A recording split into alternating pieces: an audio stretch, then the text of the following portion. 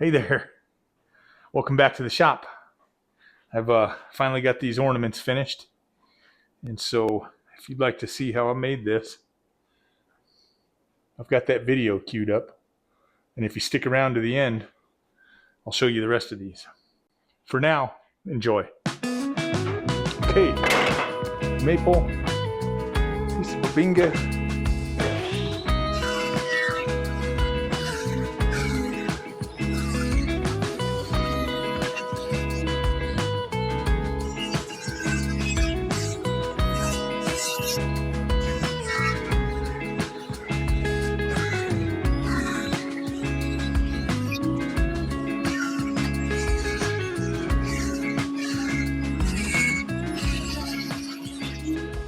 Okay, so we've got the 4 sticks.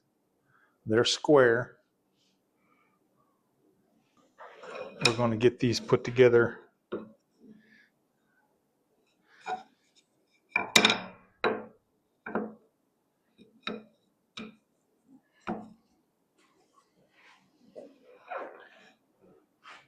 like so. Get them flushed up perfectly on one end here. Okay, then we're just going to hold this together with tape. We want to pull this tape kind of tight so it holds everything firmly together. You can do this with the masking tape CA trick. I'm sure you've seen that. Or maybe you could squeeze some hot glue in there. I prefer this method because I don't get any gaps between the wood. It holds it firmly where I need it. The key to this is to make sure you wrap the tape the same way around the stock on both ends.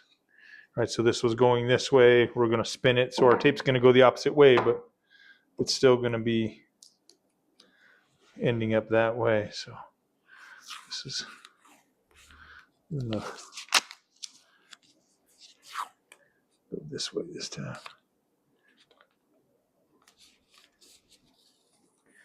Again, you just pull it tight. Pull it tight. Pull it tight. But I pulled it too tight.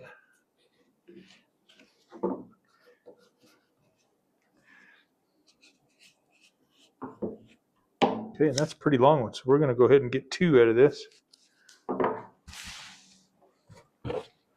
Let's mark the middle. We got 16 and a half, so 8 1/4. We'll call that. Just kind of get that guy, get him close. Again, we're just wrapping the same way here.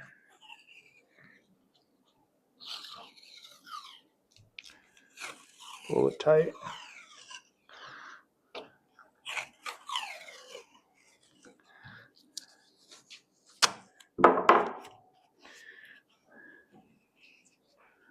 Okay, so all our tape is going around the sticks the same direction.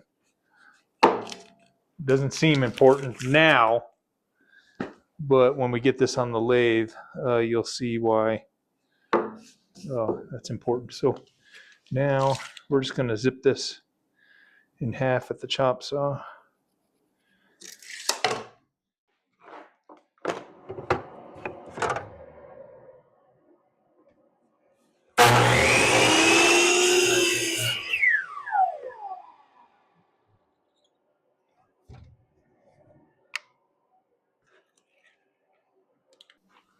Okay, so we got one of those blanks over here. And remember, our lathe is spinning this way. So this tape, you want wrapped the other direction so the wind's not catching it off the lathe. It's really the only thing that's ever hung me up with just the taping it together method. So we'll flip him around, and now the lathe will kind of help keep that tape where it belongs. We'll be a little crude here in our mount. We're just going to shove him in that truck. We will bring up the tailstock. Remember, I'm loose over there. We know right where the center is on this thing. Tighten him down. And we'll give that guy snug him up.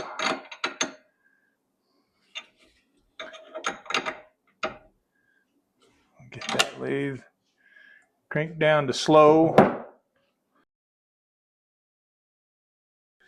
Let's get a tool rest, appropriate tool rest here.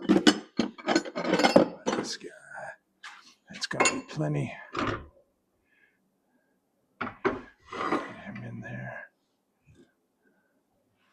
So center of this thing is really where right in here probably. So we just want to dig us out of, let's see if you can see that. Kind of this type of a deal here.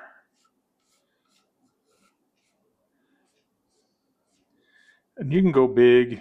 You can't go too deep. Kind of, I'll say don't go any further than, you know, if this point here were to intersect this point, it definitely wouldn't go any deeper than that. Because you're going to flip this around and start taking away from the outside to get it down to round. So you don't want to kind of run into yourself. After you do a couple, you'll know when it's deep enough. So we've got this one that we turned out earlier. We're just trying to get the middle taken out of this thing, and we'll get it over the glue table and flipped around backwards. You know, I think I'm going to actually run long on one end. And then maybe when we turn the outside of this thing, we'll just do a top like this and a kind of a finial thing down here maybe. And we'll call that a Christmas ornament. So that's what I'll do. I'll just take this down. So we're going to get this dished out, sanded, finished, and then flipped around.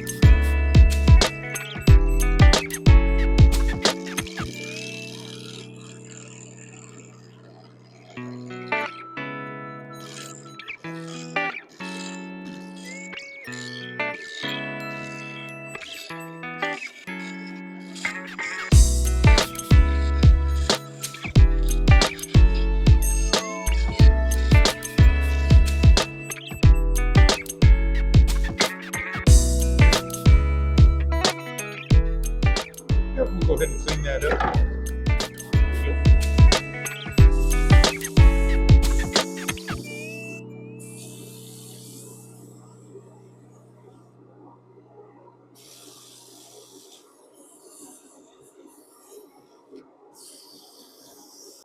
It's pretty good. Remember, this is the inside of an ornament, so it's not super important to be super clean with this. You won't be able to touch it. You can't really see any scratches. It's really smooth. You'll never get your fingers on it when we're done. We're going to clean this mess with a little DNA. I'm going to go with the maple first and try to keep this from bleeding over.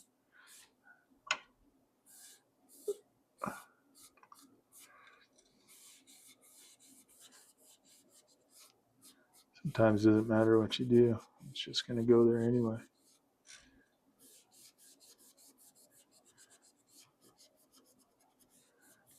Yes, that's going to be nice.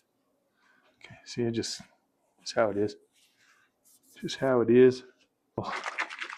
Cellulose sanding sealer. I cut this in half with lacquer thinner.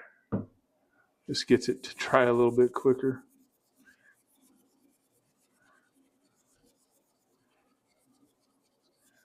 Be generous with it. Try not to get it up into this area. We're going to be gluing in there. So we don't really want a finish that's not going to take glue. We just kind of want to get the part that we cut finished.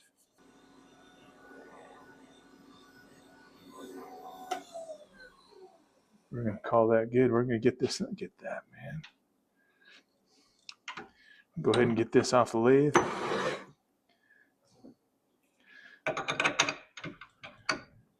And I'll see you over at the glue up table.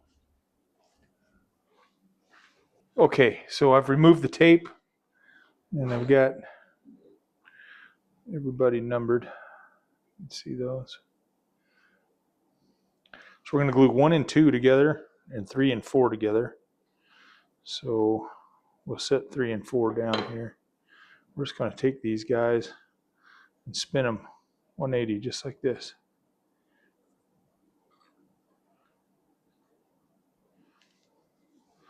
And that's going to give us what this looks like versus something like this. So we don't need a ton of glue. We're just going to roll these. A little spot of glue here. Spot of glue here. Spot of glue. Spot of glue. And something to spread them with. Here you go. A garbage can over here. Remember, we don't want to get anything on the inside, right?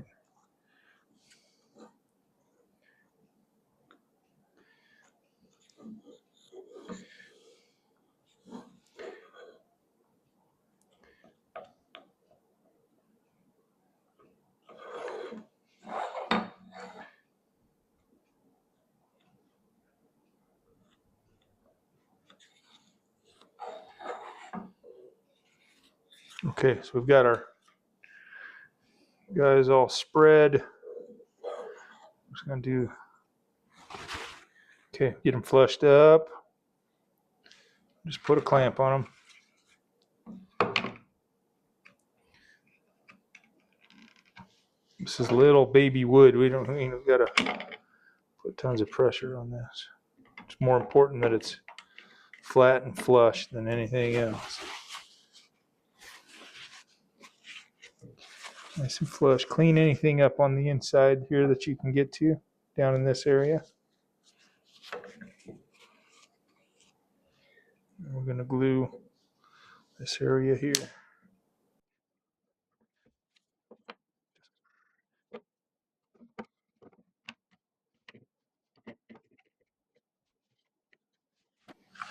Okay, tomorrow we get in here and we'll glue these up. Show you what that looks like. So these are some that I started yesterday and neglected to catch on tape. I kind of blew it. So these were glued up yesterday.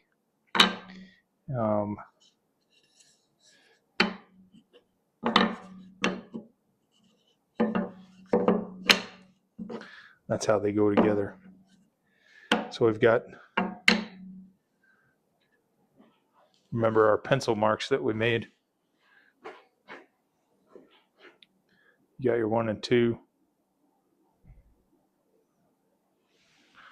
You got your 3 and 4. We're just going to put those together just like so.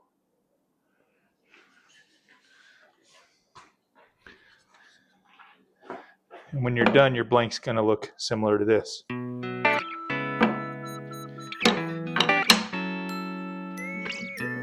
You get these glued up.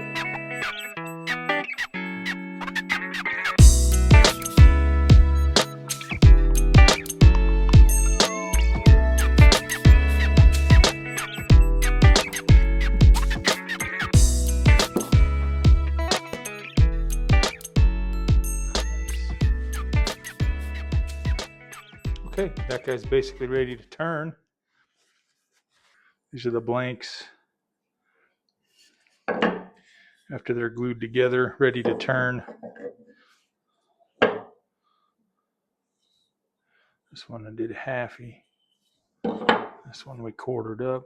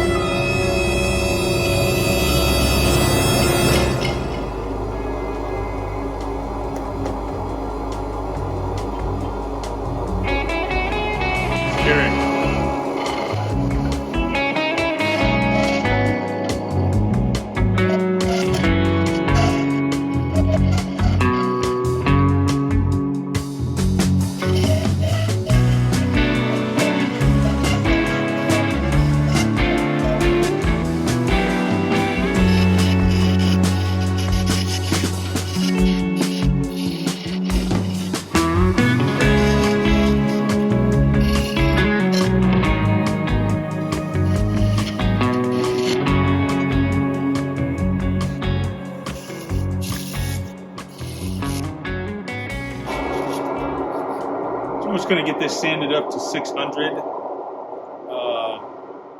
Turn the cameras back on when we're doing the finish and get ready to part this thing off. 600 paper.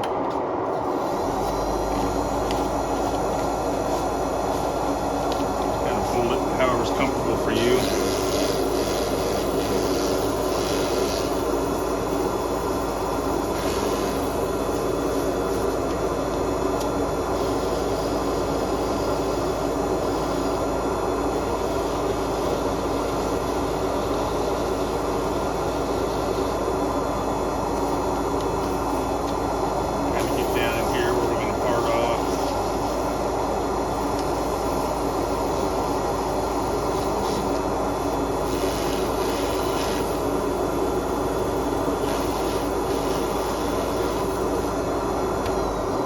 Pretty much like sanding a pen. You want to get,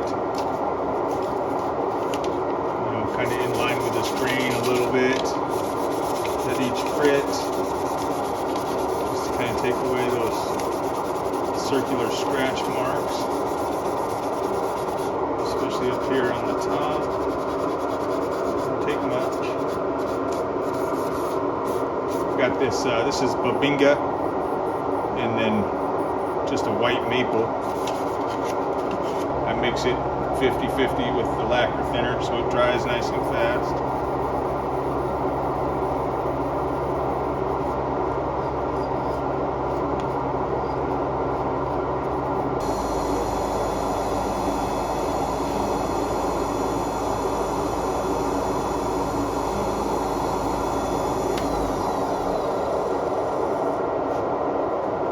A little bit of floss action. You want to floss this.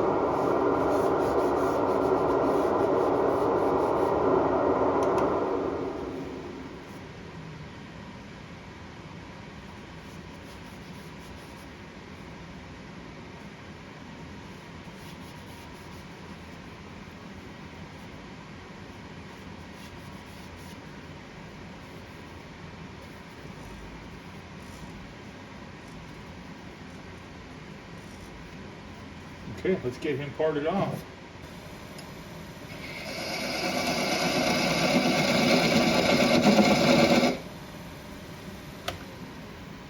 So I'm going to try to take that nub off right where it's going to come into round, and I'll sand that with the Jacob's chuck for a finish.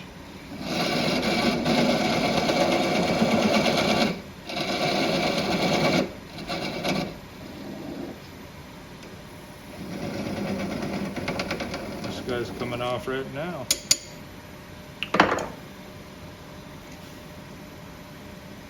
We're just going to sand that on the Jacob's chuck. Only take a minute.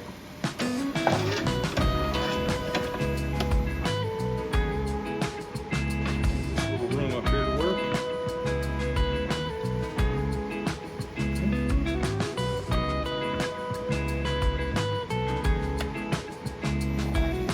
Get our dust collection back on.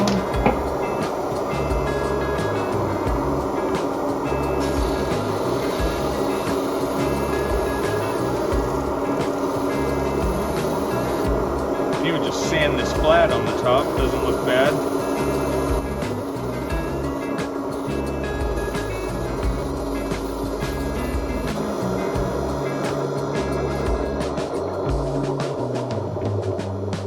Yeah.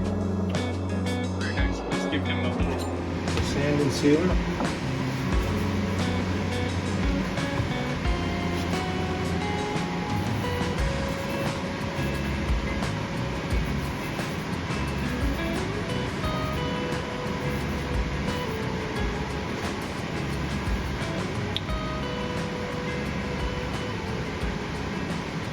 A nice little icicle finial type ornament. We'll hang that, and I'll meet you guys at the build table.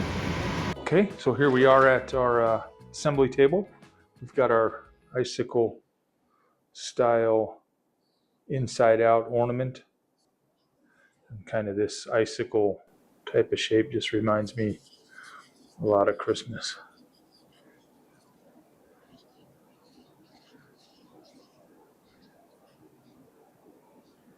Okay, just screw them in there like that, like so.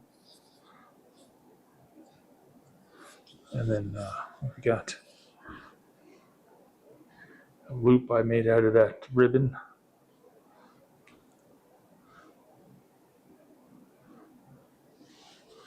I'm just going to shoot him right through there.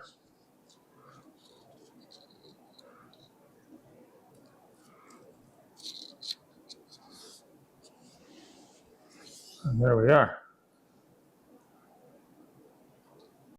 Okay, so fairly simple process, right? You can get pretty creative with those. I have filled the blanks with resin before. You can make different sizes, depending on that starter square. You make a different size.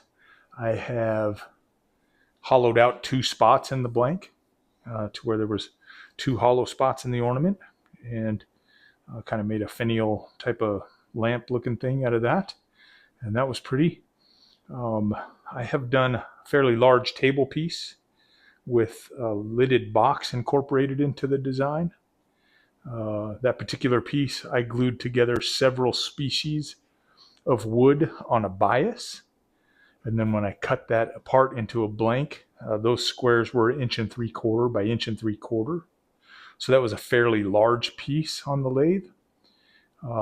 Thing came out beautiful. That one was pretty fun to make. Anyways, let's have a look at these, shall we? We'll get a close-up of this for you.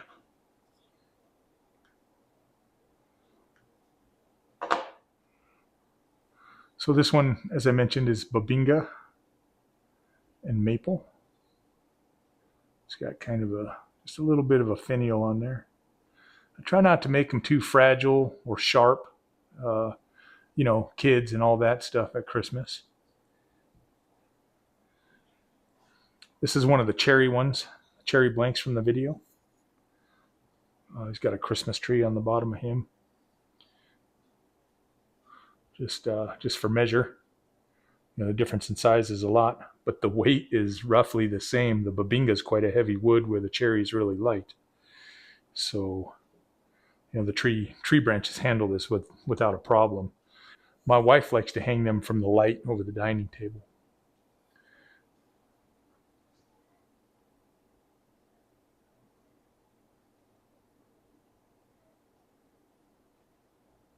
That's just a little brass eyelet that I got from either True Value or Home Depot, one of the two probably. And of course the ribbon that was commandeered from the wife in the sewing room. There's the other Babinga and maple. This is the one that was quartered up.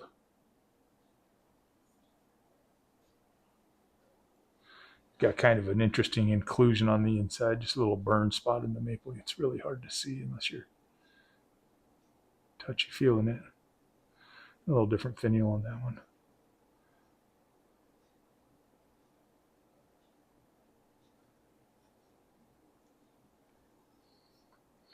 And then finally, the last cherry blank from the video, snowman on the top.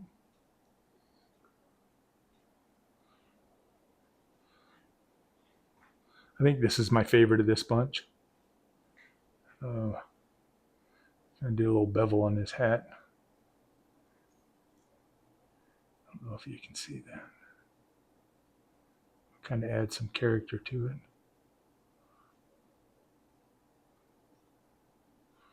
So the hollow spots are kind of cool in that you can see the Christmas lights through them on the tree. So just kind of, to me, an interesting ornament. Something new to try on the lathe if you haven't tried anything like this before. So give them a shot. Anyway, I want to thank you guys for stopping in, and let me know what you think of these down in the comments. And I will see you next time.